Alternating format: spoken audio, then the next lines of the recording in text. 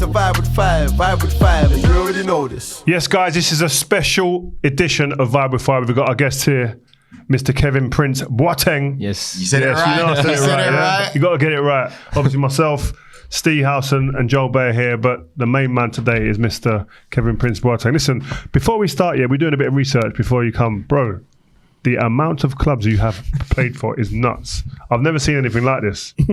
Why, man? Why so many clubs? Is it positive or negative? No, I don't know. I'm just amazed at how many clubs you played for. And like, there's some AC Milan, Tottenham Hotspur, Fiorentina, Dortmund, Besiktas, Barcelona, big clubs, bro. Yeah, I've come around. Which was your favourite club? Milan, like Hertha Berlin, because I was born there and became a professional. But Milan was my best time, and I felt good. What was it about Milan that you liked? Is it the city? Is it the place? Yeah, altogether the lifestyle. You know, I've learned a lot. I became a man in Milan, and we were successful. We were really successful. It was a great side, like a great team. I heard the training ground's pretty nice at Milan as well. Yeah, they have a huge training ground. So you do your thing at Hertha. You're probably the best young German player. Why Spurs? Why? This is an Arsenal fan, by the way. And you had the chance to go to Arsenal, by the way. Just saying. Yeah, but with 17, bro. Yeah, I was too young. But I grew up in parts in Berlin that weren't so nice. So money was not a lot. Didn't have a lot of money. And to be honest, Spurs had made a bigger offer. I have to be honest, coming from that neighborhood, and I had the possibility, like I was really close with Sevilla back in the day. Juan de Ramos was the coach, and he wanted me, so we spoke. But at the end of the day, Spurs paid more money, so I went. Paid more money to you or to the club? No, to the club as well, and to me. So I went with Spurs because I said I need to take care of my whole family. You know, it's that Barclays era Premier League cash in it, loads of it. So did you? So to be fair, you played with some decent players at Spurs. Yeah. Did you look at the team sheet before you left? Or did you just think, you know what, it's all about the money? Yeah, at the beginning it was all about the money. I didn't look at the team sheet. At that time they had 10 midfielders, So I didn't even look at it. I was just, first of all, I was confident in myself, but I didn't even check out. I should have checked out that there was a lot of players that were better than me in that time. Would you have, looking back, would you have? Yeah, I would have never gone to Spurs at that time. Really? I was too young. I should have stayed in Berlin and become a bigger player there, more experience, But at the end, it worked out good. A lot of players rush and make that move too quick, don't they? And obviously, sometimes finances do come into it. And if you're from the background that you're saying, where money was going to make a big difference to your life, sometimes the footballing element takes second priority. But if you had your time again, you're saying you would have stayed, you would have resisted the money and for the betterment of your career, you're saying, yeah? Definitely. That's a hard decision to make though, isn't it? Very hard decision, but looking back now, the money that I made there didn't help me as a person, as a human, and as a footballer, because too much money in that age. I didn't have like someone who took care of me, told me, listen, put money aside, be careful, do that. I just went out and I was alone by myself with 20 years old, making a lot of money. What was you earning then? What was you making back then? The good thing, I got like $1 million a year, oh, big difference. 1.2, something like that. But back in the day, euros was double. So I got my salary, I sent it back to Germany, it was double. So it was double rich. Wow. So what was you going out and buying, like cars? Cars. I bought 3 cars in one day. Shout out to Elo. Elo? Yeah. With the hair? Yeah, exactly. This guy, man. Remember, he used to be in the club. This guy, Elo, was like if you know Maxwell, the singer, he looked like him, with the big hair. He was good-looking guy. Best salesman. But he was out and about in the clubs and he could get you anything. Elo, yeah. So I tried because I didn't play a lot. I was in a bad place when I came to London. Didn't play a lot, went out all the time. So I tried to buy happiness, So I bought 3 cars in a day. 3 in one day's kicking the ass out of it a little bit. What car? Sure. I was going to say, which cars did you buy one day to make you happy? I bought a Lamborghini Gallardo Spider, and I bought a Hummer H2 with 27-inch Inconspicuous wheels. then, Anything else cliche? Yeah, and a Cadillac from the 70s. Wow. Yeah, and I thought that's happiness. So after 1 week, I was unhappy again. What's the training ground doing when you're rocking up in them? No, I came with my Range Rover. I thought my Range Rover was already the big car, So I brought my Range Rover from Germany to Spurs. So I came at the training ground and everybody had like Aston Martin, Lamborghini, Ferraris, like Aaron Lennon and all these guys, And I said, it's too small, that car, so I have to... Level and up. I didn't play 1 second. I didn't even... I got trained with the team 3 times. I was 20. I said, So I went to Ilo, what you got? Yeah, Lamborghini. Bang. Bought it. So when you've done this and you go back to the training ground, are players noticing that you've got this car and you're not playing? They didn't even care. No one cares. Like England, mentally, they're different. You know, if you do that in Germany, it's going to be in the news everywhere. But in England, no one cared. They were like, oh, nice car. That's it. And Martin Jol, so he's the manager at the time, right? Yeah. What was he saying to you? Lad, like, we've just bought you, you know, you got players that you can learn off. Like, you said... No, the funny, like, don't even go into it because I get aggressive. Yeah. The funny part was, I'm 20 years old. Komoli, back in the day, was this sportive director, and Daniel Levy, they wanted me because they wanted to build, like, the new Arsenal with the best young players. So they got Adel Tarab, Yunus Kabul, me, you know, they brought like from every country around, like the best players. Yeah. So they wanted me. Martin Jol didn't even want me. So after 1 week training with the team and I'm getting to know everybody, he calls me in his office and says, hey, I see you got talent, but I don't really need you. Whoa. And I was like 20 years old, you know, I just came from home. I left my family, everything. And he told me in the face, he's like, I don't really want you. Like, you're going to be around, but you're not going to play. What does that do for you mentally as a young kid? This was one of the toughest moments in my career as a young age. Was you training well though? Yeah, I did my thing, you know. Like I came there and get to know it, bro. 1 week. Did that affect the how you trained after that? Exactly. Because then I said, it's like, what's the point? What's the point? Let me enjoy the city. I buy cars. So I search for happiness around everything. I was never in the team. I was always at the stands at the White Hart Lane. What was his reason for that though, lad? I don't know what a manager gets back in the day had problems. They didn't communicate good. Was not a good connection. Martin Jol and Komoli and all these, you know. So what player Komoli brought, Martin Jol didn't want to play him. Oh, okay. And then it came to one part that I came back from, was like 3 days off or whatever. I went to Germany. I came back and I came in the dressing room and on my locker wasn't my name anymore. And I was like, and then the kit man said, yeah, you're in the different dressing room. I said, what you mean? So they just took my number 17 and gave it to Giovanni Dos Santos. Oh, mate. And they just took my number. That's the biggest disrespect, isn't it, for a player? He was supposed to be the next Ronaldo. No, but you're in the first team dressing room and you walk back in there and the manager, the kit man, not even the manager, the kit man goes on that. You're in the with the kids. And then, you know, you just go down. It shows how bad it is, isn't it, when you've got sporting directors and the managers that aren't on the same page. Yeah. It's catastrophic. I've learned from that. So every other team I went to, I needed to speak to the manager. Both. I said I want both to want me because that, like, I learned my lesson. So then I was in the second team for no reason. For how long? Then for like 2 months or something. Then Martin Jol got sacked. And who came? Juan Ramos. He wanted you at Sevilla. And he was angry. He's like, you were supposed to come to Sevilla. Why didn't you come? Oh. And then I didn't play again. And I said, what you mean? I went to Sevilla. You're not there anymore. You're here now. Yeah. So I thought I have a new chance, a new coach coming, you know, a new manager. He comes angry with me. Like really angry. They put me out of the team and everything. But then I performed good and he gave me at least like 14 games. Yeah. He gave me a little bit of hope.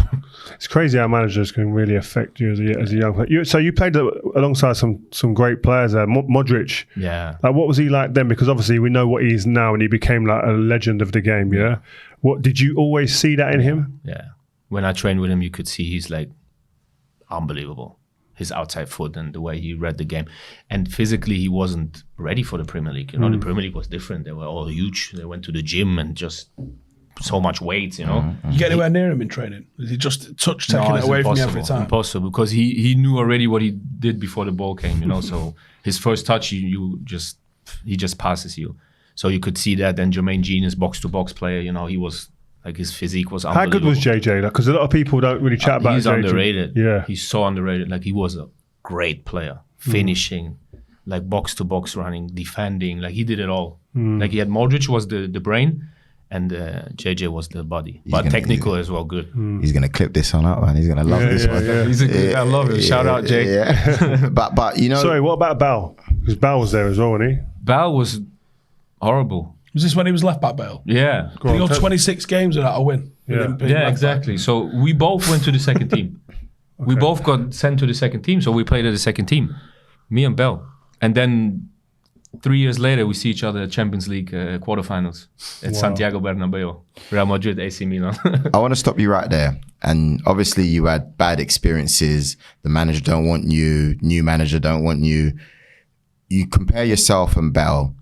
Do you think you took the right approach when the managers didn't want you? How did you train afterwards? Because obviously you said that you was enjoying your life and that. Compare that to Bale. Was he doing the same thing? Was he out and about? Was he, You know, the difference is when you grow up, when you're young, if you have like a stabilization around you, stable life, family, whatever. I didn't have that. My family was all over the place, so I was by myself. Of course, I took the wrong path.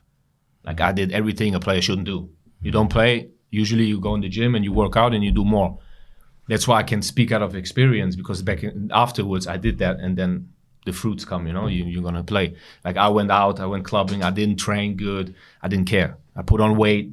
Bale was working out. He was becoming the machine he was afterwards, So he went left, I went right. Mm-hmm. Like I took it in the worst way ever. Mm-hmm. But you said that you looked at that situation and you realized that you needed to play. Yeah. So then how did Spurs come about? I mean, how did Portsmouth come about? Yeah, then I went on loan to Dortmund Right. with Klopp. That was good because he gave me a lot of confidence. He gave me a lot of energy. They didn't have the money to buy me at the end, but it gave me back the feeling to be a footballer. I was like, oh, nice, okay.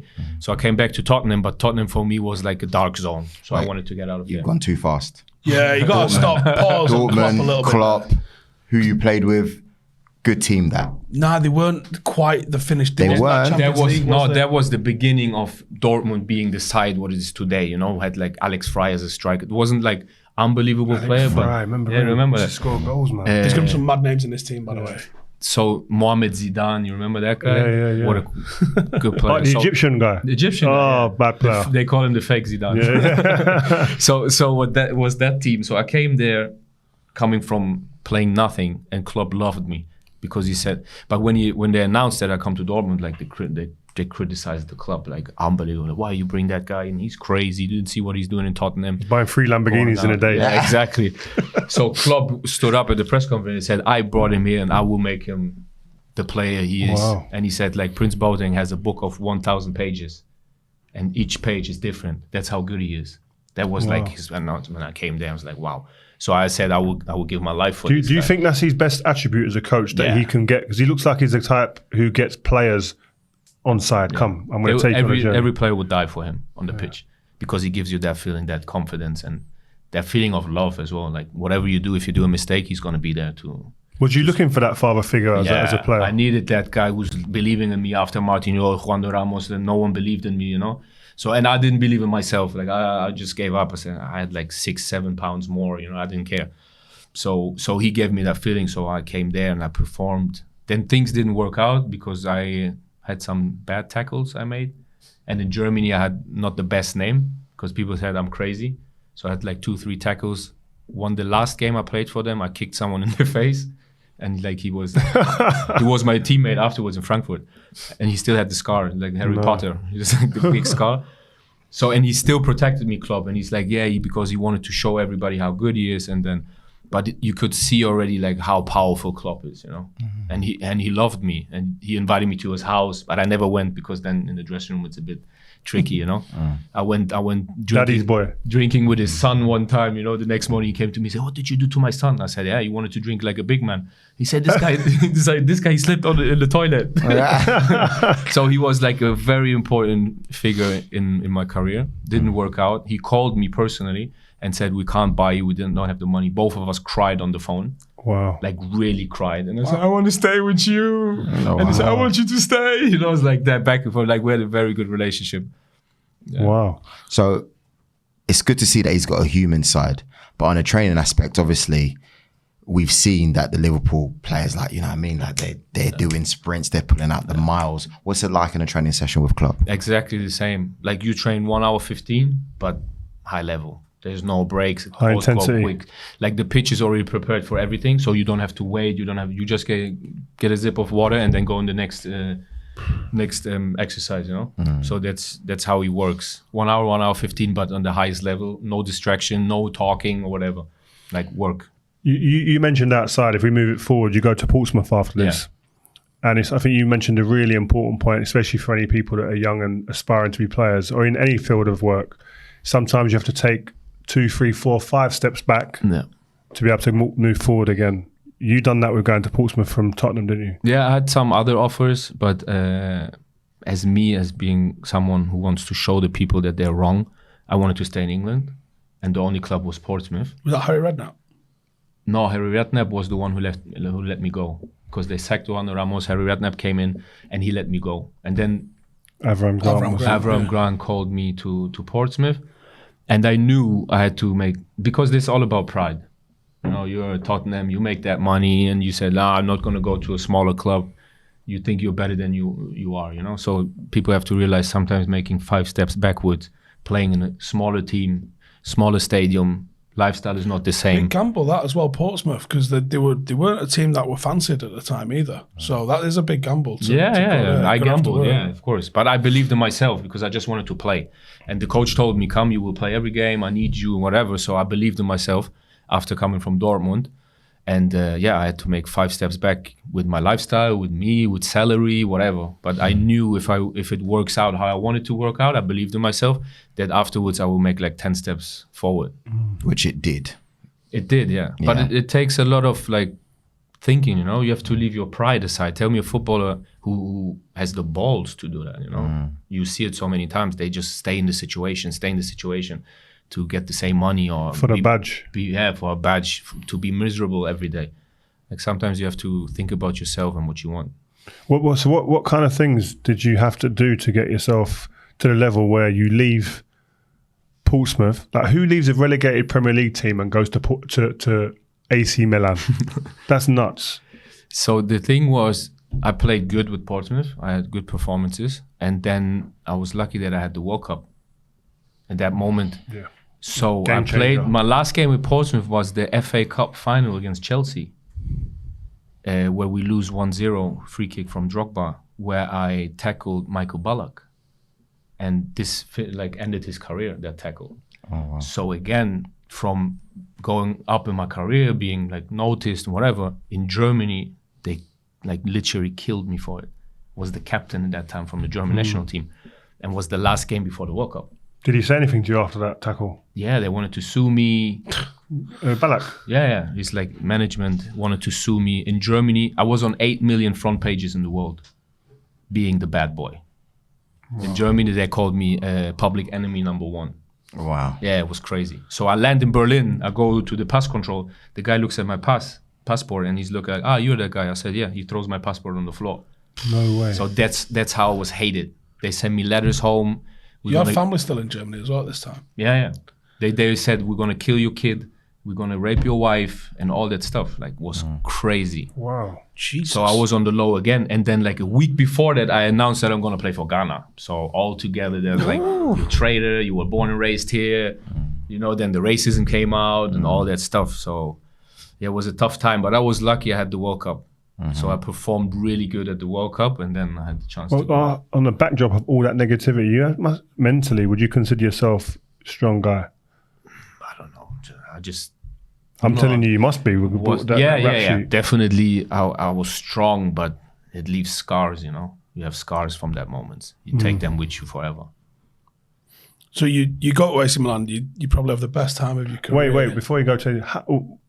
How and why did you choose Ghana? When your brother, Jerome, plays for, who I just saw the other day at the Usher concert, shout out Jerome.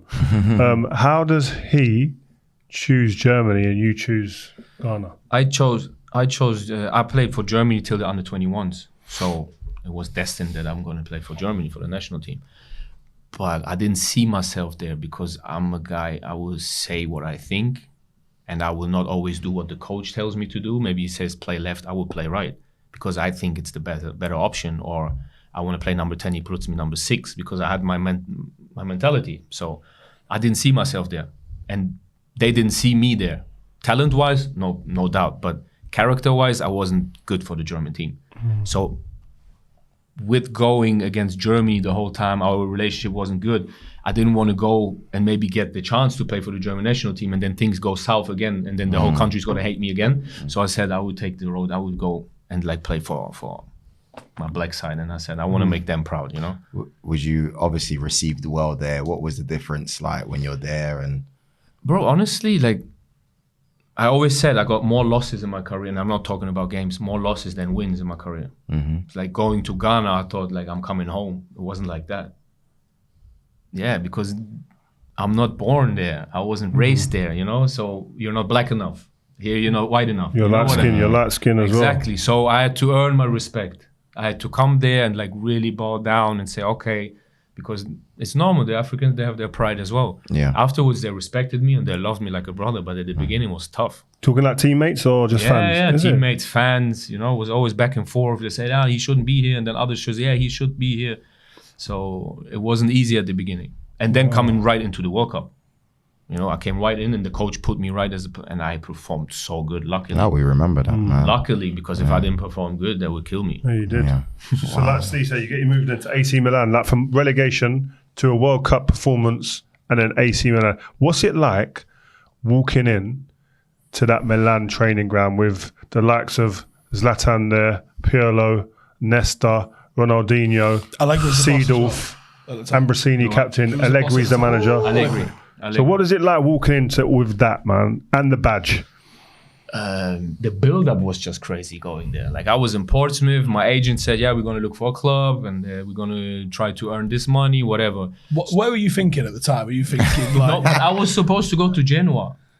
Yeah. So I was already talking with Genoa and they said like, Genoa. And I was in Saint-Tropez with my friends, with him as well. Yeah. So we were out there the white party and stuff partying, like that, enjoying life after the World Cup, you know, good vibes. So I played, again, kilos. No, because at the World Cup, I wasn't fit, bro. Like, I played with adrenaline. I said, but I wasn't fit. I was like still 5 pounds too much. So being there training, so my agent calls me, are you training? I say, every day I'm training. In the bar? I went partying, I went clubbing. I didn't live a professional life. Saint-Tropez was amazing back then, though, remember? Wow. I used to go there as well. So expensive, though. Oh, bro. What was the club there? What good clubs there? VIP. VIP room. Oh, my God. Wow. Shout out VIP room in Saint-Tropez. Whoa. So I was doing everything I shouldn't do. Then Genoa. I said to my agent, whatever. Let me just play. I just want to play. I don't care. So everything was prepared for Genoa. My agent calls me 1 week before I had to go to Genoa. He calls me and says, what you think about Milan? I said, great city. And he's like, nah, the team, the club. I say, AC Milan. And he's like, what you think about it? I said, what do you mean? What are you asking me? Like, you crazy or what? Of course, like what? You want to go? I said, come on, man, you're joking. And he said, no, I'm here with the sportive director, was back in the Braida, the guy who got like Djorkaeff and all the big players. And he passed the phone to him, and he's like, "Hey, hello, how are you?" You know, the accent. He's like, "His bride, we would like to have you." And I was like, "Are you serious?" And I said, "Yeah, but don't tell anyone. We will sort everything out with Genoa. Maybe they're gonna get you. Then you come and loan, whatever." And he said, "Don't tell anyone." I said, "Yeah, of course, don't tell anyone." I put down the phone. I told everybody. Like all my friends in the room. I went inside. I said, "Bro, I'm going to AC Milan." Nothing was signed. No medicals. Nothing. I said, "I'm going to AC Milan, bro." We go check out the teams. Like, oh my God, no gonna hang out way. with Ronaldinho. Did this, you know? Back in that time, like Ibrahimovic, Robinho didn't sign yet. Yeah. So I was like, I called my brother. I said, "I'm going to AC Milan." Nothing was signed, nothing. Like So then a week later again, they called me, come to Milan. So I went to Milano. I drove from Wait. Before you went, with that week, you've told everyone. Everyone. Went party you're every partying. day. I was going to say, did you not prepare yourself? Every day I went that out week? even harder. Yeah. Because for me, I signed already for AC Milan. You were spending money you didn't have yet. Exactly. It's like, There's a whatever. bonus coming. Don't worry about that. So I said, I will get fit at the training camp. Yeah. You know, I will take that time to get fit. So we partied hard. I went out and my agent called me, "You working?" I said, "Yeah, of course." So I did fake videos running and I sent it to him. He's like, "I'm working out." Yeah, so bad. So bad. And then they called me and they said, "Come, we do the medical." So what's it like when you walk in that change room and you see all these big names, man? So I came there. So they brought me to that training ground. What is like a little village. Huge. They have rooms, kitchen, and all the Italians. You know, the first time I'm coming there, it's the first time I had coffee. Oh. I never had coffee before because back in the day where I grew up, coffee was for old people, Same. like rich old people. You know, that coffee. So they gave me an espresso. I tried it. Since then, I'm addicted. So they showed me the training ground, and then I come into the dressing room. I was like, what? I was like, Seedorf, Thiago Silva, Nesta, this guy. I was like, wow. And then I see the kidman taking off the name of Beckham and putting Prince. And I had the locker of David Beckham. Pressure. I was like, I'm never gonna play. So I called my brother. I said, and Jerome? No, my older brother George. So I called him. I said, I'm never gonna play here. He said, don't worry, bro. You're from Berlin. You're gonna smash it. Don't worry. You are you. They know who you are. And he's like pumping you up. You know? Yeah. So I was like shocked. I was like, impossible. I'm gonna play. The day after, they signed Ibrahimovic and Robinho at the same day. I was like, wow. And I was thinking already, Ronaldinho likes to play number 10, so he's going to play number 10. I'm not going to play. In front is going to be Pato and Ibrahimovic. I'm not going to play. Pato at the time as well. Pato was at that time. I think we played against that team in the Champions League. The Beckham team. Oh, the Beckham team the year before then. Yeah, the year before. Yeah, exactly. Man. So all that excitement of going to Milan, did you get back the feelings that you had when you was at Spurs and, it didn't really quite work out? Was you getting those same feelings again, like anxiety or anything like that? Or no, not really, because you came into a club where it can only go good. Because once you're in this environment of clubs, whatever happens, you're going to go to a good club again. So I was like... Security. Exactly. It's like security. I got a 4-year deal. So I was 4 years safe. So big money. Yeah, I was 23, big money, great city. So I said, whatever happens, like I made it, So I was like more chilled. Which players, when you went in there, we all know that there was great players in that change room, but when you walked in there after a month or 2 months, you go, shit, man, I didn't realize he was that good. Whoa. Yeah, Seedorf was So glad I said Seedorf. different, like the quality, the technique, the strength he Is had. he a talker in training as well? Yeah. He invented football. That's how he talks. He invented football. I love him even more. So it was him, definitely. Thiago Silva. Yeah. What a defender. Wow. He was really good. Then at that time, Zambrotta was still there. Oh, the fullback. He was old, but still so good. But the best of the best was Ibrahimovic. Was he? Yeah. What was so good Ronaldinho, of course, when he wanted and he didn't have some drinks the night before, he was like for me the best player ever. But Ibrahimovic, the how professional he is, you never think that. You just see him say, talent, whatever. He's so professional. Like what? Like in before everybody, extra work? Training is at 10, he's there at 8. 8. Training is done at 12, he stays there till 3. Like non-stop, every day. It became like a little challenge because I worked out at 6 in the morning. Because seeing this team, my agent and me, we were intelligent enough to say we have to do something they don't like to do anymore or they're not able to do anymore because they're old. So I woke up at 6 in the morning and went for a run. So I did already 10 kilometers before everybody else. I did that every day till Thursday because then I had a rest day because 2 days before the game. So I had like 40 kilometers already more than my teammates before every practice. So I went 6 o'clock, went running, came back home, had my breakfast, took a shower, and I was already in the day, And you were younger as well. 23, so yeah. You could do Perfect that box age. to box I could kind do of. anything. So that was my mentality. I used to brush my teeth in the squat position. Just preparing myself to whatever happens, I was ready. Then went to practice, did my stretching, did my gym work before, went to the physios, and then practice, and then after practice, stretching, whatever. I had a full day of just working out because they had too much quality, too much talent. They all of them won the Champions League. So what could I bring to the team? So we were intelligent enough to really do things they didn't want to do. But Ibrahimovic was always there with me, like he's doing the same or more. It's crazy, isn't it? Because people talk about like talent and hard work and being professional, and some people say, you're born professional and you can't I think you can train to be a professional. I think you can see. You have to be intelligent, like you're saying. You have to be intelligent enough to notice who the professionals are. I've done the same thing at Man United. I always say it. I went in and I was like a sponge. Who's good at recovery? Who's good at pre-training? Who's good at the standards in the training? Whose nutrition looks like really on point?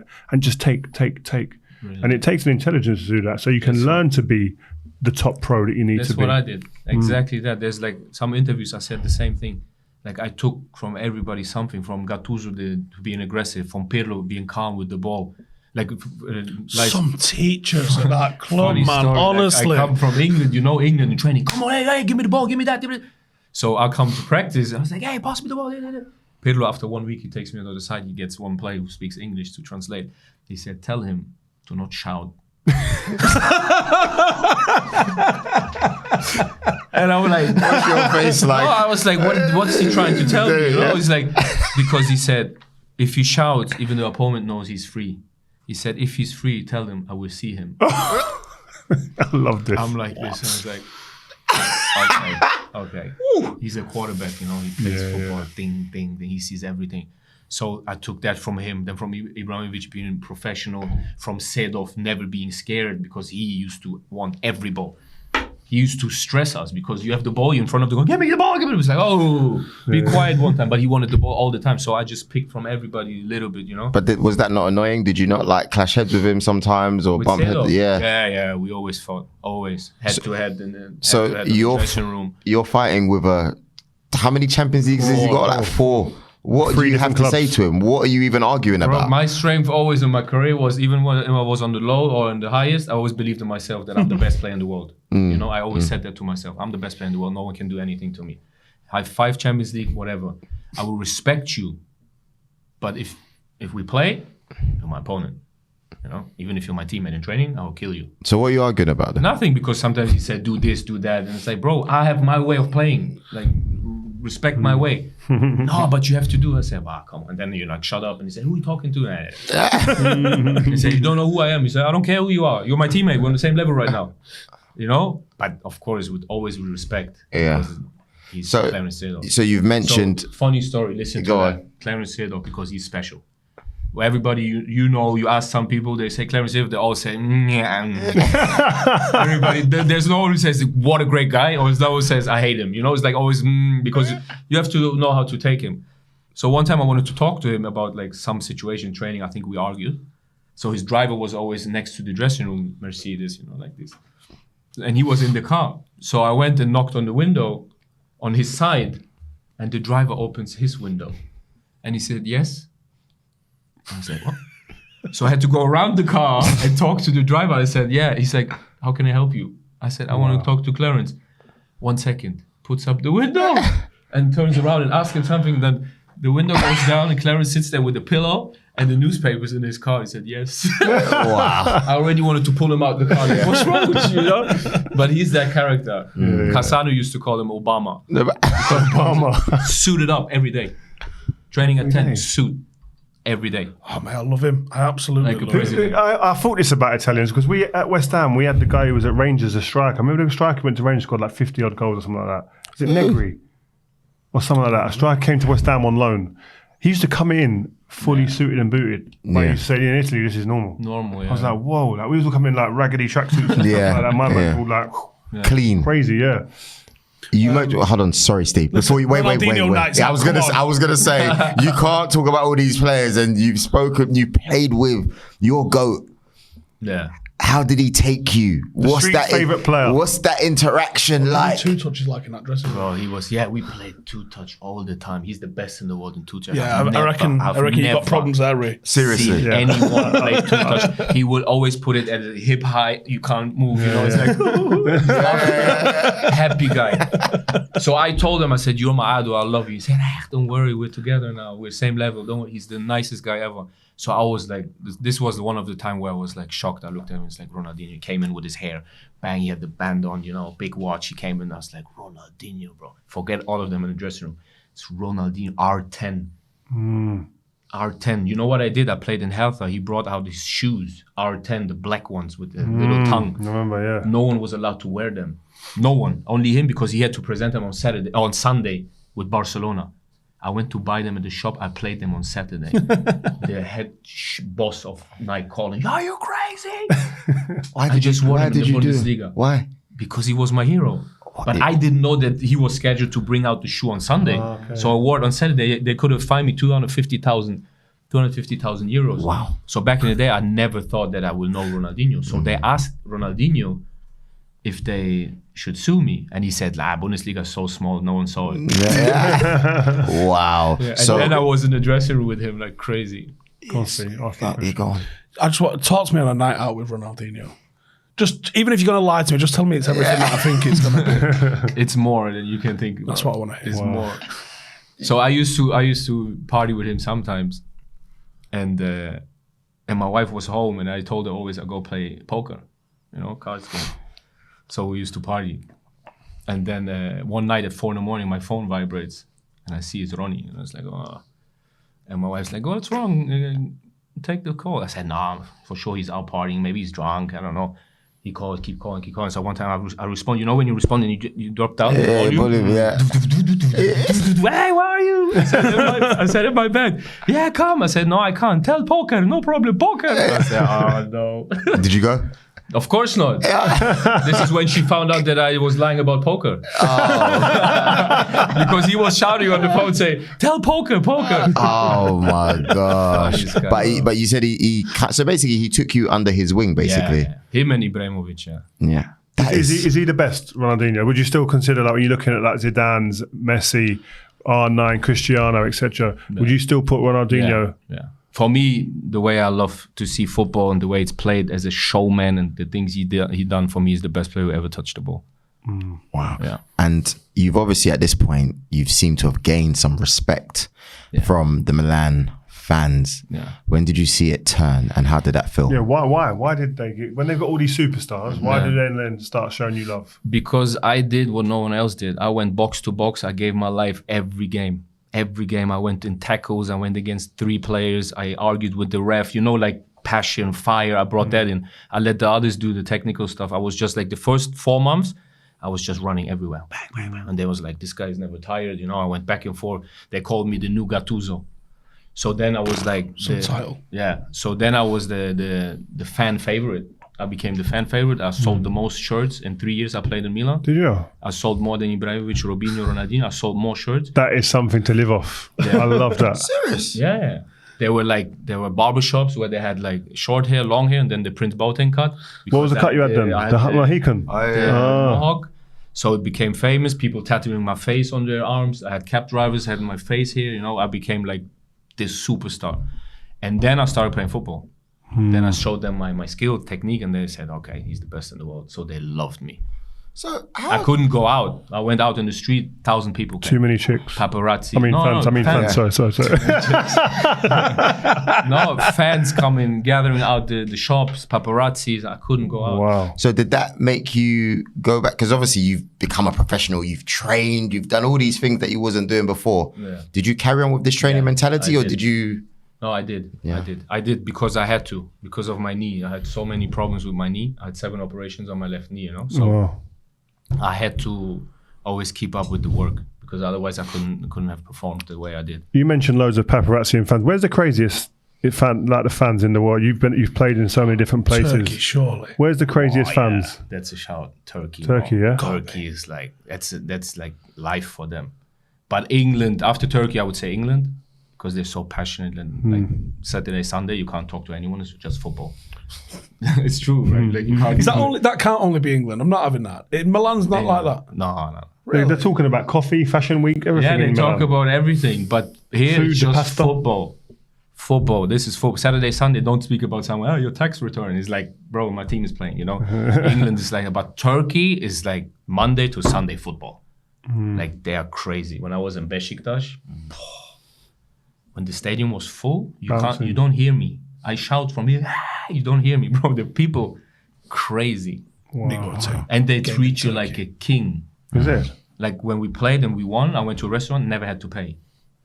Everything for free. I should have gone Turkey. That's like Rio Manchester though. When you roll around in Manchester, mate, I get nice. You get nice. Yeah. Even corner shops, I was surprised. I was like, wow. Yeah, there's one corner shop I go to when I stay in Manchester, bro. The man... I went there the other day actually, and there was a new guy behind the counter, and I walked in, and the main guy was out fixing the shelves with some more products and stuff.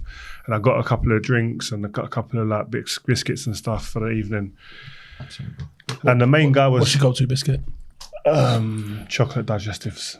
And the main guy was there. He said, "Yes, Rio, how you doing?" I said, "Yeah, man, you cool, bro? What's going on?" He said, "Yeah." So I went up to the counter paying. It was a new guy behind there paying.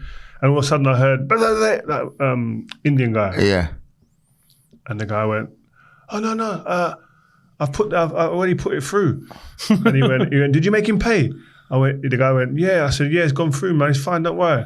Bro, the guy was going to beat the guy up. Bro, what are you doing? You don't charge this guy. Do not charge him. You can't charge him every But I get treated nice in Manchester. I was shocked, man. I saw it firsthand, yeah. And I know, like, you might think, oh, corner shop. First of all, I was like, what's Rio doing in the corner shop, right? Like and secondly, yeah, obviously. And then secondly, I was just like, it's all a new experience for me. I was just thinking, mate, I should have won the Premier League, mate. You know what I mean? A few times. No, but going back now, so you're this big star in Milan. You know, you're loving it there. You're playing with superstars.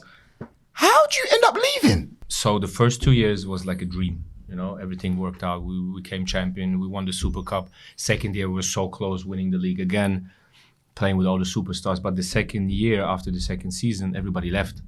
Like Ibrahimovic went to Paris. Didn't have money troubles. As well, they didn't have a lot of money. All the players, they stopped playing. They retired. So they had to make a brand new team. I was intelligent enough to take the number 10 in the worst time of Milan. And Seedorf gave me the number 10 saying, are you sure? Because he knew how heavy the number was. I didn't know. I thought like, yeah, I'm the biggest player now. I take the number 10. Was that straight off Ronaldinho as well? No, off Seedorf. Straight off Seedorf. How did he give it to you? Because the number 10 in Italy is like, it's like, we're looking back in the days like Baggio, Del Piero. Yeah, like number 7 like, in Man United. Yeah. Like you take that from big players like Rui Costa, Seedorf, you know, these calibers. Wait, when did R9 leave Milan? I don't know, way before. Was it way before? Yeah. I thought it was around about a similar So time. I took number 10 and then they built a new team that wasn't strong, you know. We weren't strong. We had like El Shaarawy, Niang, Balotelli, me. Good side, but not the same. So all the pressure was on me because I had the number 10 and I came from that era of the 2 years great Milan. And we didn't perform. So it was every time my fault, what is normal because when you're the face of a club, whatever. But it became really tough. Like 85,000 whistling, insulting me. And we didn't perform good. We finished 3rd or 4th, what was a disaster. I don't know why, because we had a totally new team. Thiago Silva left, Nesta was gone, you know, we didn't have a great team anymore. But then I said, I need to leave. I want to go away. So I had Schalke coming in with a big offer. So we played Champions League qualification in Eindhoven with Depay and a really good team. It was 0-0. Second leg, we play home. And I knew it was going to be my last game. And I went full on, bro. I scored twice. I shot them to the Champions League. So I'm going in the restroom after the game. Everybody's celebrating that people love me again, you know, okay. So I'm going in the restroom. I call the president, Galliani. And like presidents in Italy, they're different. You know, you're scared of them because they're presidents. You know, it's not like maybe in Germany you can talk to them, or in England they're not really there. In England they don't make interviews. You know, they're present. They're always there. So I went to him and I said, I'm leaving. And he's like, you're not going anywhere. I said, no, I am leaving. He said, yeah, you're going to cost 50 million. I said, and then I'm going to find the 50 million, but I'm leaving tomorrow. So the day after, my agent called him and said, we're going to leave. Till today, when I meet him, he always tells me, never a player treated me that way. Wow. Where did that confidence come from then? Like, how are you going to the president and saying, listen, I'm leaving? Did you have a club lined up already, or? No, not really. Like my agent said that Schalke was interested, but after the 2 years where I think I performed well, I said, no, I've got to leave because this team is not. And then you see afterwards, it took like so many years that they would come back. So I could smell it a little bit. But was that a good decision, you think? No. In hindsight? No. Like I made 2 bad decisions in my career. Going to Spurs so early and leaving AC Milan. It was a bad decision. So, but if you're saying that you could see and you could smell that it was going down, why stay? What would you have gained from staying? Yeah, because sometimes you have to. That's why you see so many clubs, you know. Because back in the day, I was quick changing things. Yeah, no, it's not good enough anymore. I'm gone. It's gonna go bad a little bit. I'm gone. You know. So sometimes you have to go through that. This is a massive thing with young players now. Yeah. Like kids before they've even made it, their parents and the player are seeing a problem that is just a little bit down the road and saying, before that problem comes or before I have to hit that problem with my head, I'm getting away. I'm going to go a new direction. And then that problem will come again somewhere else and then, I've got to go back again, here again. And they do that for so long before all of a sudden career's gone. Like it's different. He had massive ability, mental strength, etc. And he was a pro already. But kids and families are doing this before a ball's been kicked in a professional game. And then kids that get in a pro league are then doing this. And like sometimes you have to suffer. Life is about suffering sometimes. You have to suffer. Then how do you react? Until you know how to suffer and react, you're not the guy yet. No. I mean, you've got to know what you're going to be like in times of distress when it's not normal, it's not good. And like, there's not many more who've been in those positions, but it's an important point you make there. Very. I'm seeing even in your demeanor when we're mentioning this, it's a bit like, you know, you've gone to Germany. Yeah. Are you, despite having the issues that you've had with the country, how, for me, that doesn't make sense. Why do you do that when you know that the relationship isn't great and the media's always attacking I'm imagining you? the media probably You know, what are you thinking? And also, bro, you know, with me, sorry, also your team around you. Sorry, my friend, I'm gonna have to pull you out on this. The reason why is because we look at Jadon Sancho's situation and we speak about, maybe it's the people around. You said that, Maguire. You said that under Bible 5 is what you said. Yeah. So what are the people around you saying? What are you listening to them? No. Like now, yeah. Now when they talk to me, I listen. But back in the day, I didn't listen to them. Why would I listen to them? Like, I do what I want to do. I did that from day one. And I thought it's always the right thing to do. Listen to yourself. Of course, it's wrong. You always have to have some mentor or somebody to listen to. But I didn't listen to anyone. I was just, I'm going to go back to Germany. But my thing was going back to Germany. I wanted to prove everybody wrong. That's always my problem. Like, I have a bad situation and I leave, but I will come back because I have to make things right. So I came back to Germany. I made it even worse. Why? Schalke was the worst time in my career. Wow. Like, I thought about retiring. My knee got really bad there, and I really thought about retiring. I wanted to stop with, like, I was 26. Who was manager there then? We had the German guy, Jens Keller, is not really famous, and then Di Matteo came, the one who won the Champions League with Chelsea.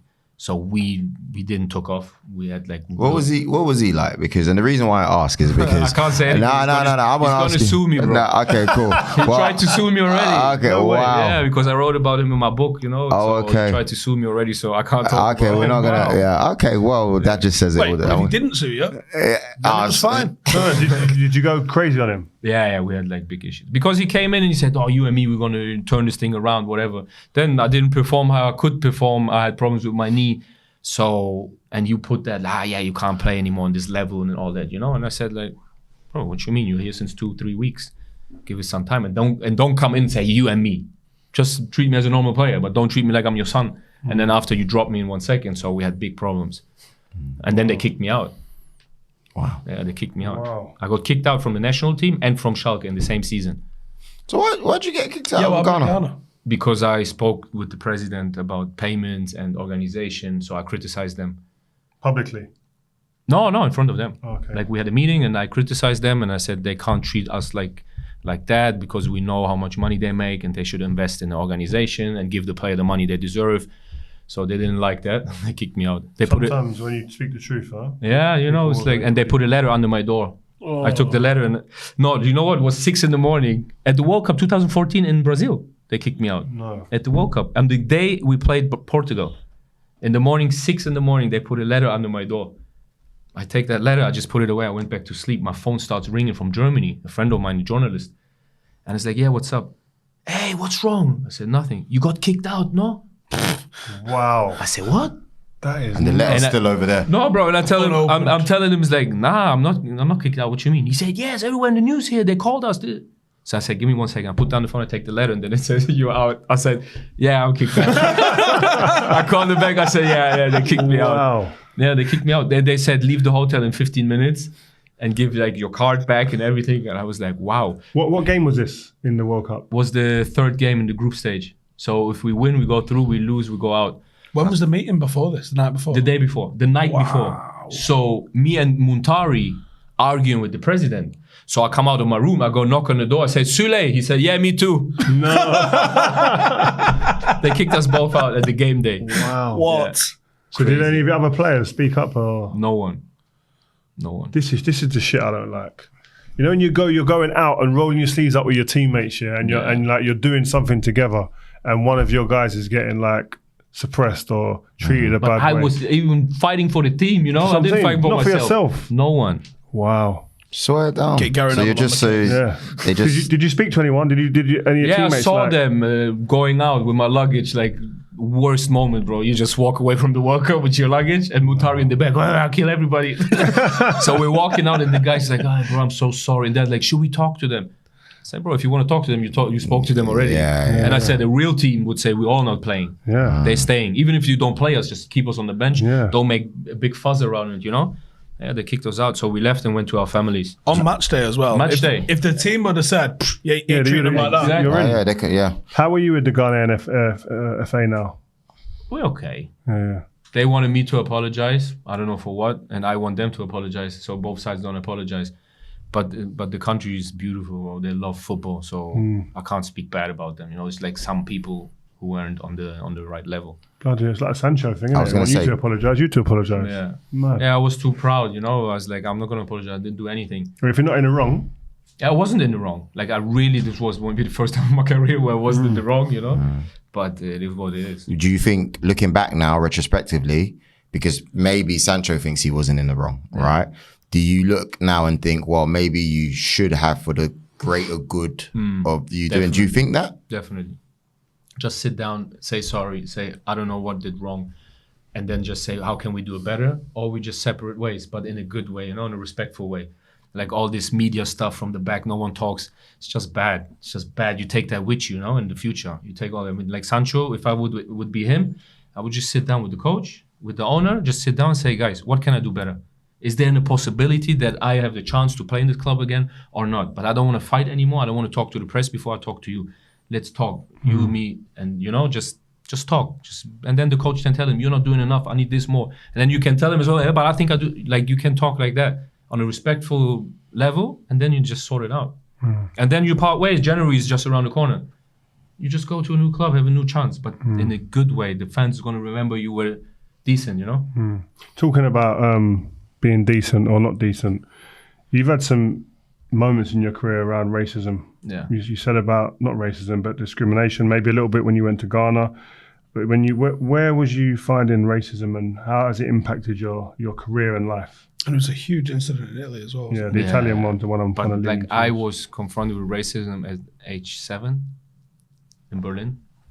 So even in Germany, there was a lot of racism. We used to have tournaments, and like parents from the other teams were shouting like, "Yeah, for every goal you score, you get a banana." Wow. Yeah, you know, or like, "Yeah, I'll put you in a box and I send you back." So I was like abused with racism already young, but I didn't know how to handle it. I didn't know who to speak with. That's why I did a campaign with Nike, and I said, "Now I'm gonna talk. I'm not gonna be quiet. I'm quiet. No, I'm not blind, but I'm not quiet." Something like that. But yeah, it was part of my life growing up. It was always there. You could feel it. People would treat you in a different way. But the biggest incident was, of course, in Milan, because I come from nothing, working so hard, sacrificing things, my family, whatever, to be an AC Milan player. You know, like when you come to become an AC Milan player, you think there's no more colors. There's no background, nothing. You're an AC Milan star. So, you know, I thought I made it. Racism is just not there anymore.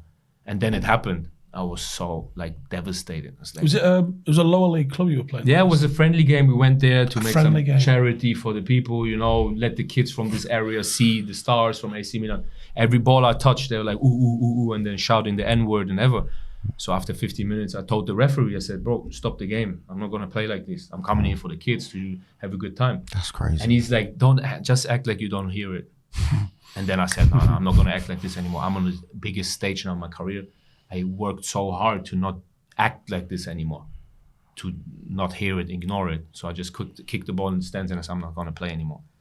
But the good part is we're going to the dressing room, and like the organizing people came in and, no, we have to continue, please. There are people who paid the...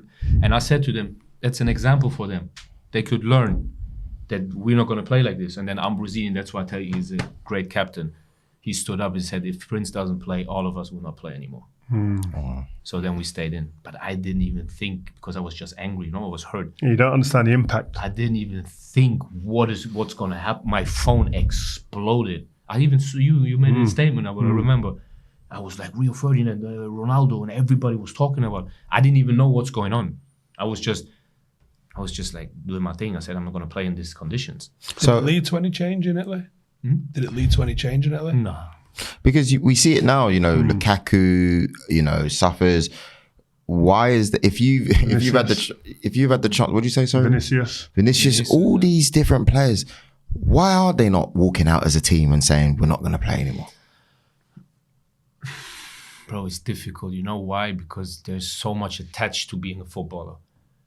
Like me, I didn't care to lose a sponsorship, to be seen in a bad way. I didn't care because I did what I felt and was right. So players now, some of them, they're scared to speak up because to lose maybe a sponsorship, to lose the possibility to this, to that. So they're scared about it. Like walking off a pitch in Italy, you can have the whole nation against you. You know what I mean? You never know how they're going to react. So that's the point where I think they're scared of walking off the pitch. But anyway, a player should never have to be in a position to walk off the pitch. The authorities should take we have that. so much possibility. It should be on the ref, that.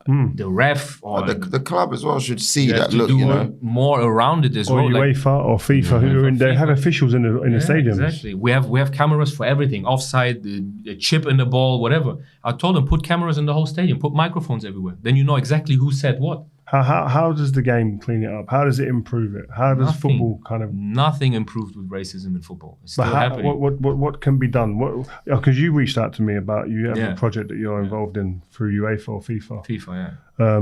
What steps need to be taken, do you think? First of all, you have to make it more aware.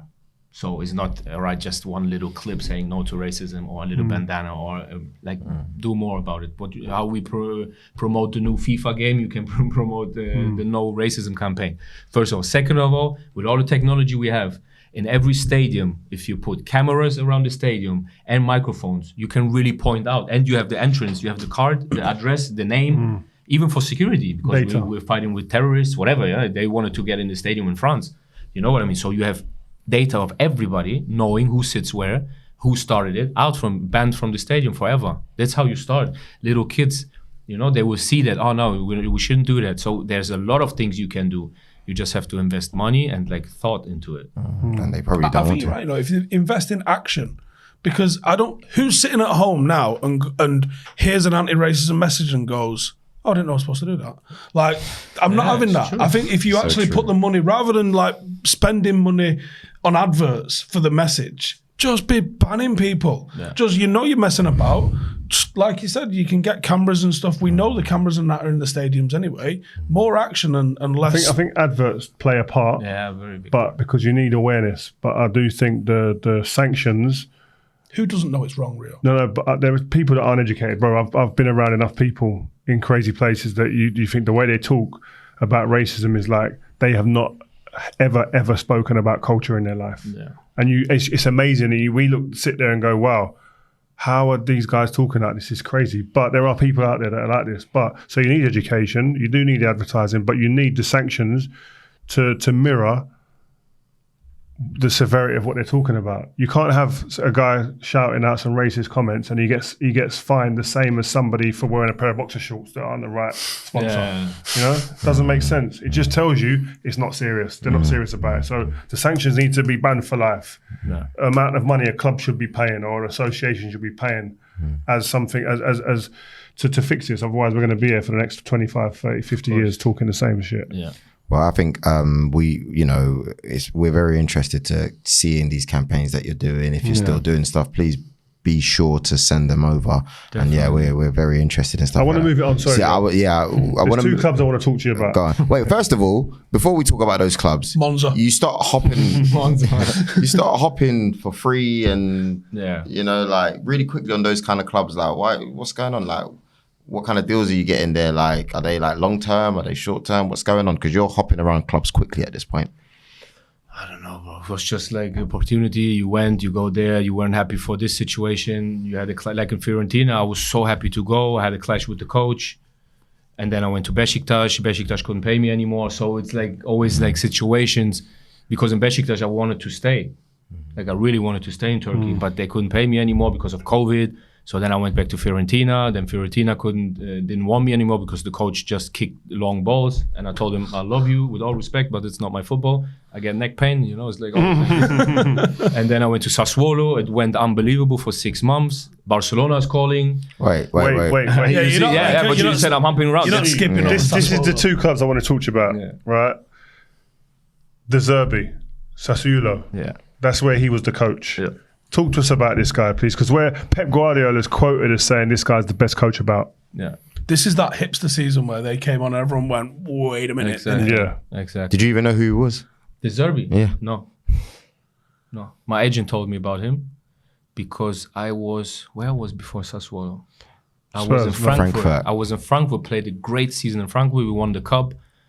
And but I wanted to get out of Frankfurt because that was the moment where I showed in Germany. I paid back, I won the cup in Berlin, in my city. So I said, no, I've got to leave now because it can only get worse now. So I was like on my high in Germany. What was the reputation of De Zerbi in Italy? Was there any reputation? Just that he's crazy. He was the coach of a smaller team in Italy. I don't remember the name. They were doing really good, but they got relegated. But they played like unbelievable football. But they didn't have the possibility to buy players. So. And then he got the job at Sassuolo because my agent made it. So my agent called me and they said, De Zerbi wants you. And I was like, where? And he said, Sassuolo. I said, what am I going to do in Sassuolo? And he's like, trust me, you want to work with this guy. First phone call, he convinced me. What did he say? He just said, come, I will make you the best player you've ever been. He That's said, enough. He said, I will put players around you who are going to play only for you. They're going to serve you. You're going to play false nine. And you're going to play the best football you've ever played in your life. And I Was you already leaving the house before putting the phone Packing the down? bags I was right in the there. train already.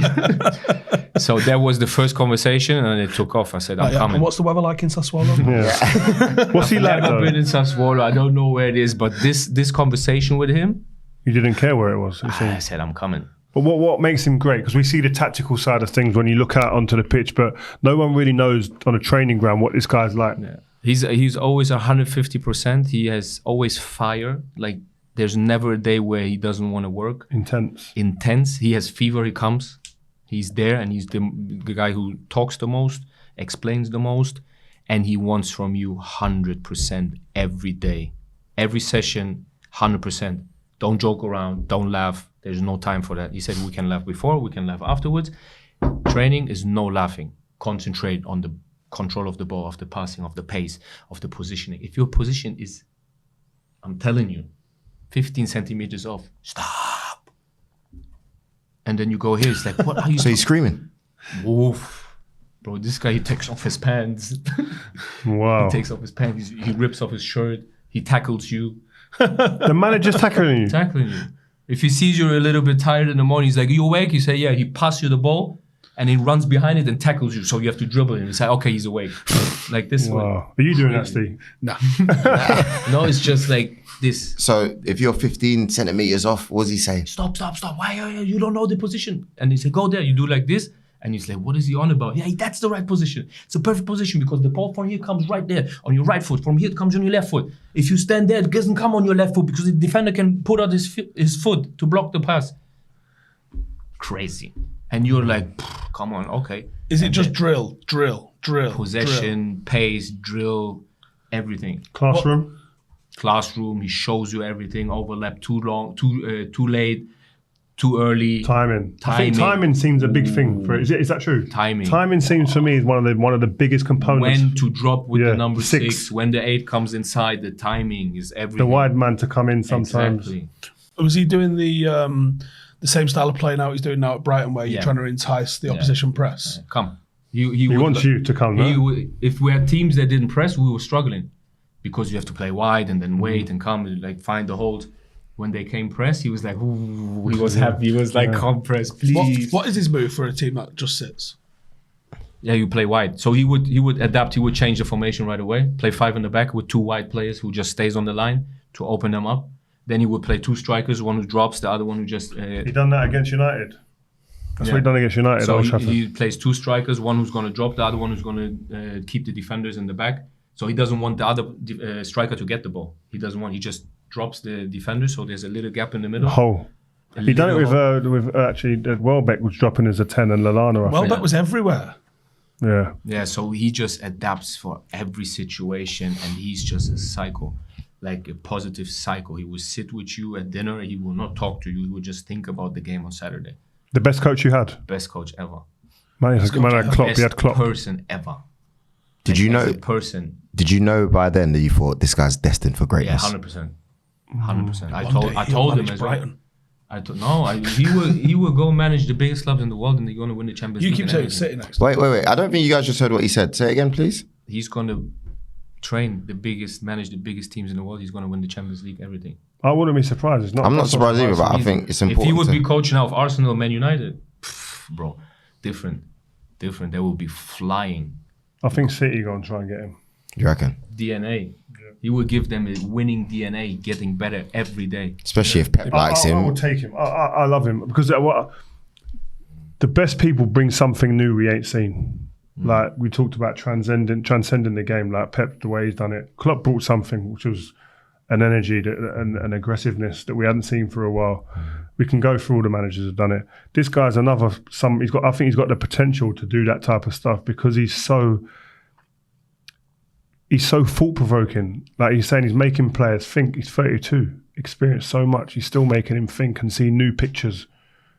He's doing that he's making players that seemed okay, decent, average, look like world beaters at times. Look at the 11 that they just mopped United up with. Yeah, but then the game before that was very different to that 11. He's rotating players, rotating goalkeepers. Even their goalkeepers. Yeah, he's rotating the goalkeepers before Arteta. How he's doing like transfers.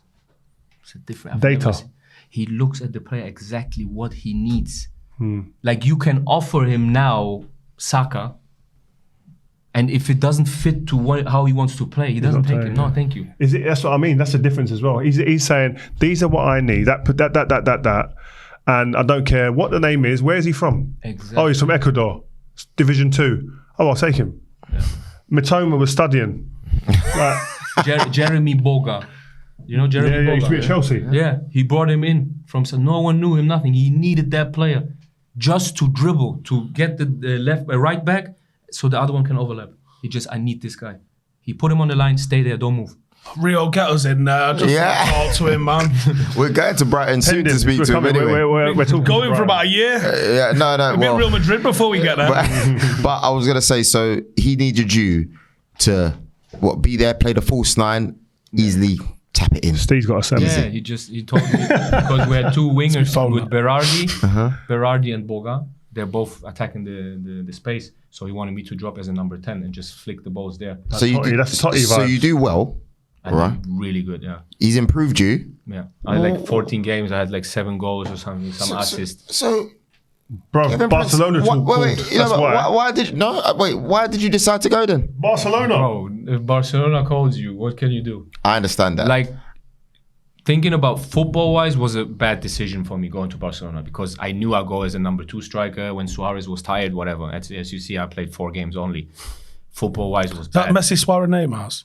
No, it was Dembele, Suarez, Messi. After Neymar. So, football-wise was bad because I didn't play. And the coach, even Zerbi, told me, he said, I can never tell you to not go. But you're not going to have fun like you have here and you're not going to play as you guys playing here. But I can understand if Barcelona calls you, you go. I would never put like stones in your way. Was it a nice conversation or? Yeah, this one was nice. Not the one when I went to Fiorentina. This one was nice. But Barcelona called me on Thursday. We had the 8:45 game on Saturday at San Siro against Inter. So he said, whatever happens, you're leaving on Sunday. I need you on Saturday, and you will be the best Prince Boateng I've ever seen in my life. Bro, I played my best game in my career. Wow. Because I knew even Barcelona is watching, and Zerbi wanted me to perform. We played 0-0, but I played unbelievable. After that game, I thought I should go to Real Madrid.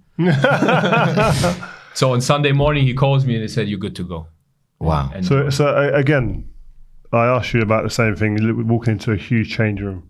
Yeah. You're walking into Barcelona with Messi, with Busquets, and the guys there. What is that like? This time was different. I was 32 years old. I've seen everything. I played in big stages. So I went in with the confidence, knowing it's good knowing as well that you come there not as a player who has to change the game now. I went in there to help them, whatever they needed. Like the coach, even the president, they told me, you're going to come, we're going to pay you a salary, you're going to be a big part of the team. But only if Suarez is tired. He had some knee problems, so they didn't know if he could play every game. So whenever he's not ready, you're going to be there. Didn't work out how we all wanted because that time, I think he didn't want to come off ever. Like he never came off, Suarez. I'm trying to understand. He doesn't want to come off. How is that his decision? He wasn't playing good. Yeah, because it's Barcelona and you're Luis Suarez. You're one of the best strikers in the world in the last 20 years. You have to be honest. What a striker. But he didn't play good. He was limping, whatever, but he didn't come off. I still don't understand. So the coach was like, come. He's like, nah. Who's the coach at the time? Valverde. Barca's fucked, mate. Barca's It's fucked. different, you know? So Culture's different. I isn't it? Mate, United look well run now. I come there, no pressure. Like people are say, oh yeah, Prince Boateng, whatever. But I start training, I train really good.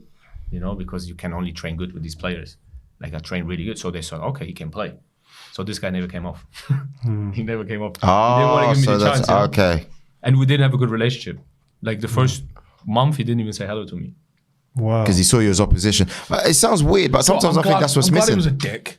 Because that just reinforces that I think he's a dick. Not a Fine. dick, but still someone. No, don't change it. No, okay, you say it. Competitive. Competitive Yeah. and like not scared, but like saying, okay, maybe I'm getting older. This guy, maybe if he scores 1-2 goals, you never know, you know? But I understand it though. Yeah, of course, I would do the same. Were you like that? No, I understand it that I wouldn't be like that, but I understand what he's doing. I ain't giving this guy a chance. Coming in, Exactly. I know he's good. I know he's got ability. If I give him one sniff and all of a sudden I'm getting old as well, I might be out of the team. So I ain't coming off. We had Smalling and Jones got bought for big money when I was getting to the latter stages of my career at United. But I was like, come on, let me help you here. But maybe, I don't know, I didn't have insecurities maybe. Do you know what I mean? Like maybe that was a thing, but my nature was I'll help you then. I'll try and make you better, etc. But I understand when people are like that. A lot of old pros are like that with young players. Fuck them, keep them down there. I ain't giving them any confidence at all. Leave one on him. Yeah. What's the best training pitch? And I don't mean obviously in terms of the grass. I'm talking about like the best training, because there's been some teams and some players and national teams as well. There's some levels in there, especially the young. Yeah, what's the best standard Germany, that you trained with? Like, what was the best levels you saw in training? The Barcelona Rondo must have been off. Oh, Barcelona Rondo was different. Like if you're inside, you're not coming out. You're not coming out. And they used to do 20 touches, and then you have to catch the ball. And 3 times 20 means you get slapped by the whole team through the tunnel. Whoa. The amount of time I went like 3 times 20 in the first week, I just got slapped the whole time. It's all one touch as well. One touch. One But you touch cannot make Rondo. a mistake, because if you go in the middle, you're not coming out. You're not coming out. How good was Messi in the Rondo? Oh, he was in 1 time. Okay, he should have gone inside like 5 times in 6 months. But because everybody has respect, they say, no, you stay out. It's my Really? bad. Perfect ball, but he makes a mistake. No, it's my bad. Wow. and he would like, no, I'm going in. Say, stay outside. We need you on Saturday. So He never made a mistake. what's the respect levels like for Messi Different. at Barca? No, different. Like you have all the superstars. That's his club, respect, Joe. respect, and he's on top. I know, but I want to hear it. You know what I mean? He's Like, just on top. like, No one like Rakitic, Vidal, Dembele, who name it, Ter Stegen, whatever, big players, big name. Suarez, He's on nobody. top. What's PK like in there? He must have PK, been. He's the great new guy. president. Oh, he's going to be he's the a great president. guy. He's a businessman. He even plays like a businessman. He's calculate. Like you see the last years, he see the ball goes too far. He's just like how you go. He's like looking at, I'm not going to get injured. Be careful. Weekend I have to go there. You know? but so hang on a minute. I'm going back. So you're dealing with the greats here. You know what I mean? If let's just say Messi makes a mistake, are you telling Messi that's a mistake, bro? First of all, he doesn't make a mistake. Oh, Get in the To middle, be you little honest. fucker. To be honest, to be honest, he doesn't make mistakes. Like he really does. We used to shoot after practice, shooting from the outside box. You know, we used to shoot from there. Like there was teams of 2. He was with Suarez, I was with Rakitic. No, I was with Vidal. So we used to shoot, bro, 100 shots, 98 goal. But I'm telling you, it's not normal. Top bins, bang, against Ter Stegen. And I told him in Germany, come on, man, what's wrong? He said, I can't. It's the perfect pace, right in the corner, next to the post, every time. When he missed, we thought he's sick, like he has fever. Yeah. He said, everything okay? He never missed. Wow. It's unbelievable. It's not normal. Like the drop off from his standard to like Suarez, for instance, was like huge. Huge. Wow. They would miss, they would just shoot. He would never miss. And the 90, like the 2 sheer shots, 3 shots he's going to miss, the goalkeeper made an unbelievable save. It's not that he's going to miss the target. Impossible. Where's Ibra on that sort of scale? Ibra is a finisher. But it's still Messi. It's just different. Levels His above. left foot is just. What's he doing like off the pitch like that? Is he like you talk about? Everyone compares Ronaldo to Messi, like, Yeah. and we all hear about Ronaldo's work rate and work ethic and preparation, etc., and recovery. Is Messi as meticulous? Is he crazy about that stuff as well? Never seen him in the gym. Comes in, gets a massage maybe, and plays basketball. That should be illegal. It shouldn't be allowed. And then he comes. Joe, though, Bro, I this bet guy he's shit on the before piss. Manchester. We played. Was it Man United? Yeah, Champions League. Man United at home. Is this when Ashley Young does the Cruyff turn? Was it that? I don't know. One Champions League game at home. It was. No, was it Liverpool? Liverpool, the first leg when we win 3-0, when you scored this Free kick. unbelievable. So we come in the dressing room, he's just sitting there with his phone, whatever, gets a massage sitting down, the physio's down here. It's like 2 minutes before we go out, he just stands up, closes his boots, we go out. Warm up, just long balls, control, dribbling a little bit, crossbar challenge. At the warm up Champions League against Liverpool, crossbar challenge, he goes back inside. Coach makes like the last adjustment talking, he's on the phone. Whilst the coach is talking? Yeah, the coach was talking there. He said, you have to go left, you have to go right. FaceTiming. He's like, yeah, see, claro. The 30 seconds before we go out, he just comes, puts his jacket on, goes out, boom, go, like this. That's nuts, man. But this is the thing, it's bad for young kids to hear this because this is the only guy ever to do this, and probably Maradona. Yeah, but no one should ever compare him to because that's what like the young players did in Barcelona, you know? They looked at him and they didn't train. So they got injured, whatever, Malcolm, Dembele, you know, they always got injured, they didn't train 100%. So then going to the game, it's different because you have to sprint, you know? He's the only one in the world who can do that. I compare always LeBron James with Ronaldo and Steph Curry with Messi. These both, they're talent. LeBron James is hard work, talent of course, but hard work, like Ronaldo, hard work to be the best. These both guys, they have just a gift. The big question, Kevin, before we go, what's Messi like on a night out? You've been with Ronaldinho. I don't know. You think I never went out. Shit. We had like one party where Jordi Alba signed a new contract, that's it. I had to sing and then everybody went. Was Messi not on the table singing and stuff like that? No. Shit. So with all these players, you know, yes, it was loan, but did you have like good relationships with some of them? Like you said that you only spoke to Messi once, and it's not just about him, but in general, like, did you feel accepted, welcomed? Yeah. Really, like I had a very good relationship with Vidal, Rakitic, Ter Stegen, Umtiti. You know, they're really good guys, and they welcomed me really good. Like when they saw me, they hugged me, welcome. You know, it was easy going to get in the dressing room. Even Piqué is a really good guy. And then you come back from loan, you try to leave, and then the Zerbi gives you the fire. I come back to Sassuolo, but I didn't want to stay in Sassuolo because there were no fans, it was a small stadium. I wanted like action. I just came from Camp Nou, you know. And then I wanted to go back to Frankfurt, but at that time my partner, she didn't want to go back to Germany. So Fiorentina comes in, and I called the Zerbi when we sit down at training camp. We were in camp in the mountains. So I called him, I said, we need to talk. So we both go with flip-flops. I have no t-shirt on. We walk in, I said... Can we have the image? Can we have it? Yeah, I can send it to you. I have it on my phone. There's an image. Check this out. So I tell him I have to talk to you, and he's like, I know already what you want to talk about. So I said, yeah, wait. So we sit down, and I tell him, I said, I want to leave. And he said, why? I said, yeah, but this club has not passion, you know? And he's like, I give you the passion. What else do you need? I come to your house every day if you need passion. Where do you want to go? No one is going to train you like I train you. You have to stay. And I said, yeah, relax, but I want to go. He said, where do you want to go? I said, yeah, Fiorentina. Fiorentina? Okay, go there with the coach, whatever. Do what you want. You will see when we come there. We put you in the middle. You're going to run behind the ball. You will see. He was so angry, but in a loving way because he said, you're like my son. I don't want to lose you. He said, we're going to put you in the middle. You're going to run behind the ball. 12 kilometers. You're going to just run behind the ball. We're going to put you and we're going to win 4-0. And they beat us as well. Oh, wow. Did he give you the eyes after? No, he didn't even. So if he gives me the eyes, that means you respect me. He didn't even give me the eyes. Like, yeah, I told you so. So we've already spoken about Besiktas. We're winding it down. You do Monza, as Steve was saying, Hertha, and then you're without a club. What's going on in these stages, man? So Monza was like a very important stage in my life because I went to a second league team for the first time in my life. Of course, Berlusconi was there, whatever, but I had to make some steps backwards as well because at that time with my knee injury and with my knee, not a lot of clubs were interested in me, you know? So I decided to go to a second league team. A lot of things happened in that year. I went through depressions I took sleeping pills, you know, so my head wasn't in the right.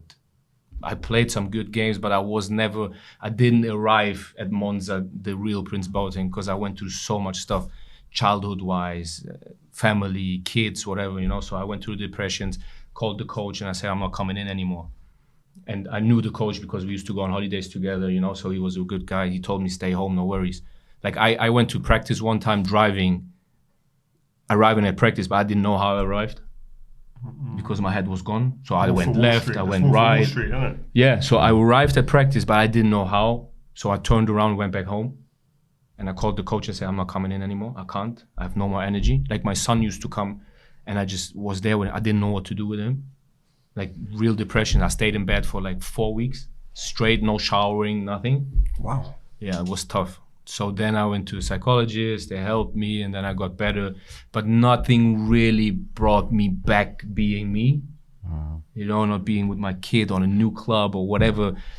Like, and then the only thing what saves me right now, will give me peace, happiness, and everything is, I want to show you guys, that Jesus is king. Jesus is king. John 14:6. So seriously, this is, for me, it changed my life.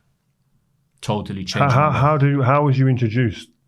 I was introduced for the first time because I grew up in a neighborhood where I grew up only with Muslims, you know, Turkish Arabs, because the immigration of Turkish Arabs in Berlin is high. So I grew up with them, but I was never really religious or believing. So I believed in a higher power, definitely. But my older brother is a Muslim, you know, so I was like confronted with a Muslim. So I got introduced to Jesus 5 years ago. This is where someone put the seed inside of me, you know? And then I got curious, and then I left it again, and I said, no, I don't care. And then playing at Hertha, there was Dodi Lukubakio, the guy who's just signed for Sevilla. He started talking to me about Jesus and the Bible and everything. And then I got interested in it, you know? I was talking to him and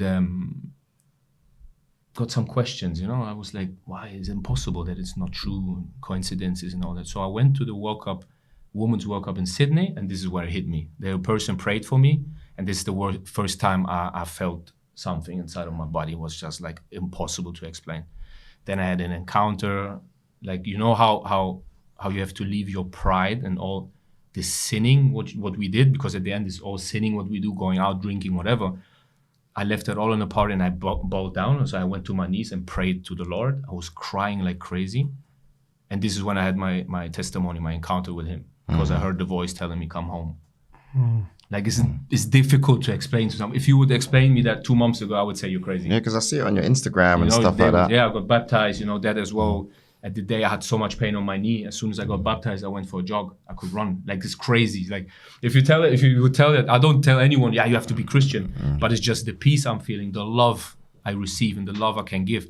It's just overwhelming. So going back to Monza, if I would have that in the moment right there, like I wouldn't go through depressions and all that, because reading the Bible, getting the word, it's just unbelievable what is happening in my life right now. Goes back to that we were saying before, having to suffer to get through. Yeah, that's why, like, if you don't suffer, you don't learn, you know, and you don't have anything to talk about. If you just try to find a way around suffering, no, it's going to come. And it's going to come hard, really hard. Like a lot of footballers, they don't talk, you know. They don't have the ability to talk. And you see the player in France sitting on the bridge. Bro, because we're in everything, this tornado, like every day. Some people like me, when I was young, I was strong. I came out of it and I wanted to prove. But there's others, they're not strong. They're weak. So my key out of all of this was like becoming a Christian and believing in Jesus, having a purpose in life. And it changed everything in your life. Like, nothing is important to me anymore. Watches, cars, going, I don't care. I just want to serve good, be a good person, and spread love. So this was my game changer. Is there a lot of players you know going through this type of stuff, the depression, so many, etc.? So many, and no one talks. Sleeping tablets, sleeping pills, drinking, going out, looking for love everywhere. You know, so many, having problems with family members. Like everybody has their story, you know? That's why always the people say, be kind. You have to be kind to everybody. But it's true, because everybody's going through something. You never know what they're going through. How did you cope with moving, not just moving within a country, but moving countries like almost every 12 months? That's the thing. Like, sometimes you escape things. You think in a new country it's better. With having new people around you, it's better, you know? So I coped with it. I love to travel. So I loved even learning languages. I speak 5 languages. So I always saw it as a positive thing. Open my mind, see different people. But a lot of players do that because they want to escape the pain. I don't think you ever feel at home. My old job, I used to move around a lot. And I feel like you end up feeling like you're living out of a suitcase and you never actually feel like you're putting your roots down. Do you get a bit of that? Of course. Now I found a home, like Sydney. Sydney for me now is my home. When I land in Sydney, I feel home. Wow. It's unbelievable. After everywhere, it's the first time I've been in Australia. After everywhere, like Milan was always my home but I connected it with success, being the superstar. That's not home. Home is where you really can be yourself. I've never been myself. And no one cares what you do in Sydney, isn't it? It's just but in Sydney, I can be myself now. I'm myself. All my career, I was acting tough. I was home crying, depressions, being by myself. Because at the end of the day, who are you with? You're just, now it's me and I have him and I can talk to him. But back in the day, I was alone. You have a wife, kids, you have a brother, you have a mother, whatever.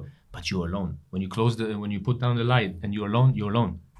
So running away from pain is the worst you can do. So Sydney for me is my home now because my life changed out there, like completely. Before I was just acting. I was the best actor. I should win an Oscar. Yeah, because people always saw, oh, he's happy. Look how strong he is. No, I was so weak. When I was at home, I used to go and tell my teammates the things I should have done. Be strong. Don't worry. You can make a mistake, whatever. And I did mistakes, whatever. And I was like, no problem. Press conference. Yeah, I'm here. Don't worry. Yeah.